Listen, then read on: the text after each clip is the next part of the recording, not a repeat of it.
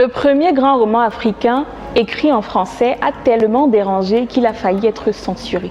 Et pourtant, il a gagné le prix Goncourt. Nous sommes en 1921. René Maran est un fonctionnaire colonial français d'origine martiniquaise, en poste en Afrique centrale dans ce qu'on appelle à l'époque l'Oubangui-Chari, le territoire qui deviendra la République centrafricaine. Il observe, il vit parmi la population et il écrit son roman. Son roman s'appelle Batouala. C'est l'histoire d'un chef de village africain, ses rituels, ses amours, sa communauté et sa vie racontée de l'intérieur par quelqu'un qui a regardé sans condescendance. En décembre 1921, Batouala reçoit le prix Goncourt, premier auteur noir à obtenir cette récompense. Mais ce n'est pas ce qui fait scandale. Dans sa préface, René Maran écrit quelque chose que personne n'avait osé écrire directement. Il dénonce le système colonial, la violence, l'exploitation, l'hypocrisie de la mission civilisatrice. Il dit en substance, voilà ce que vous faites vraiment à ces peuples et c'est indéfendable.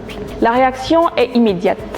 Attaque dans la presse, pression politique, j'entends, accusation de trahison. Maran est rappelé et mis à l'écart de sa carrière de fonctionnaire. On ne l'interdit pas officiellement, mais on fait tout pour lui nuire personnellement.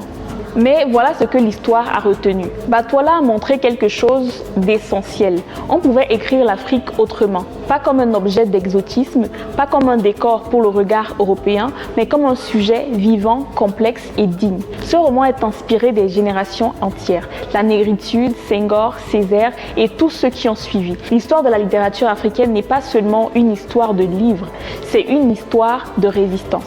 Et elle commence là. Tu connaissais Batouala ? Tu avais entendu parler de René Maran?